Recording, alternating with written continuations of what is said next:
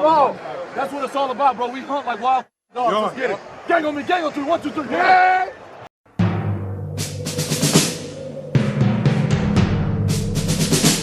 The autumn wind is a pirate, blustering in from sea. With a rollicking song he sweeps along, swaggering boisterously. His face is weather-beaten.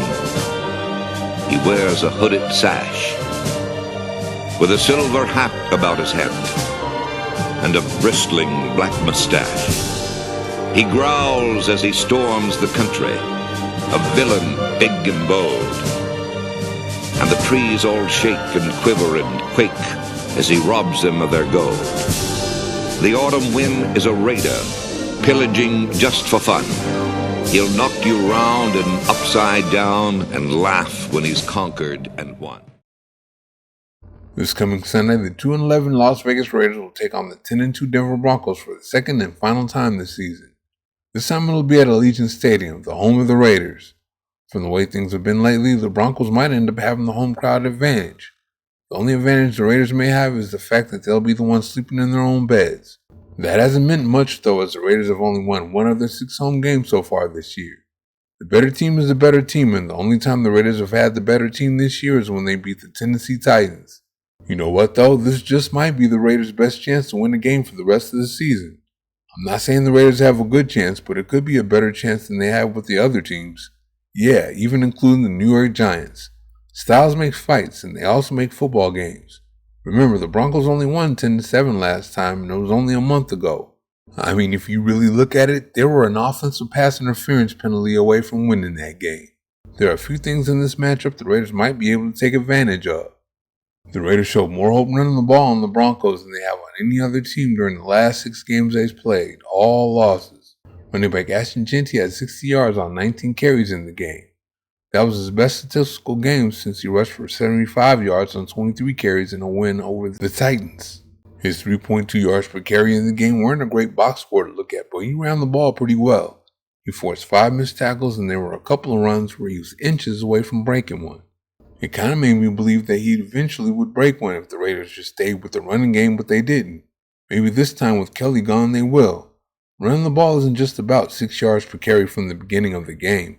It's about averaging 2 to 3 yards per carry at the beginning of the game, and as you stay with it, the defense wears down, you start getting big chunks and your average gets up to where it should be. That doesn't happen at the 15 to 20 carry threshold though. It happens from 25 to 30 carries. Interim offensive coordinator Greg Olson believes in running the ball, so we'll see if we get that Sunday. There's a little hope the Raiders can run the ball on the Broncos, but what gives them the most hope on offense against the Broncos defense is tight end Brock Bowers. You can actually say that about Bowers against any team the Raiders play against. But the Broncos are really a team the Raiders can get them off on. The Broncos defense is number 21 in giving up yards to tight ends, and as you know, Bowers is the best in the business today at catching passes. He's an absolute matchup nightmare that's too big for guys in the secondary and too fast for linebackers. He actually has the speed and route running to get separation from corners too. The Broncos like to blitz and play man coverage, so Bowers should have plenty of one-on-one reps to do his thing. Former offensive coordinator Chip Kelly might have committed his biggest coaching malpractice violation in the first game against the Broncos.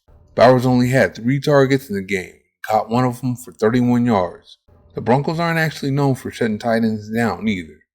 Olsen loves to use the tight end, so Bowers should get a lot more than 3 targets on Sunday. Remember, Olsen had a lot to do with the Raiders getting Darren Waller back in 2018. Make no mistake, this isn't about the Raiders scoring 35 points on the Broncos defense. This is about the Raiders doing just enough on offense to pull off an upset against the Broncos. The Raiders only lost the last game 10-7, so they only have to find a few more points if the game goes the same way it did last time.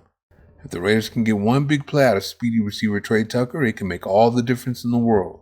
He made a big play for a quick strike score against the Broncos the first time, and the Raiders would have won the game if it didn't get called back. Will the Broncos put Patrick Surtain on him this time?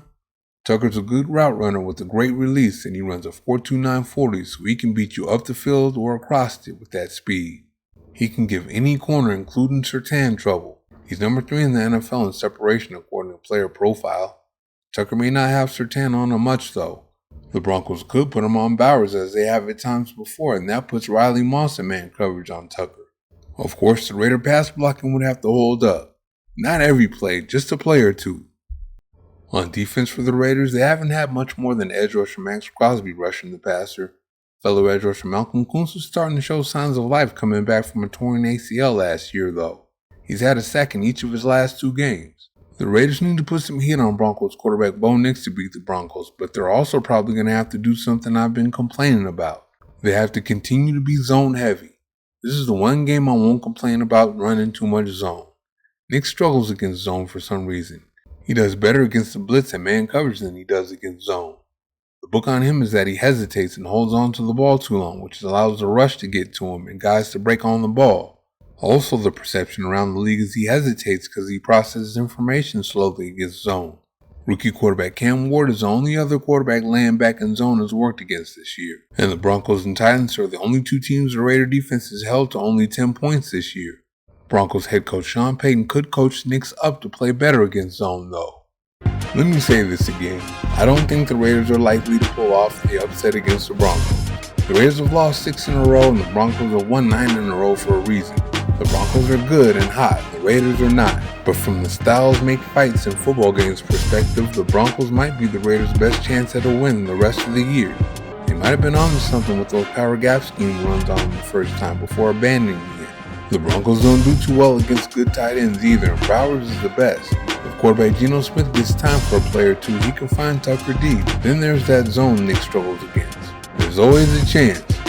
Thank you for watching. See you next time.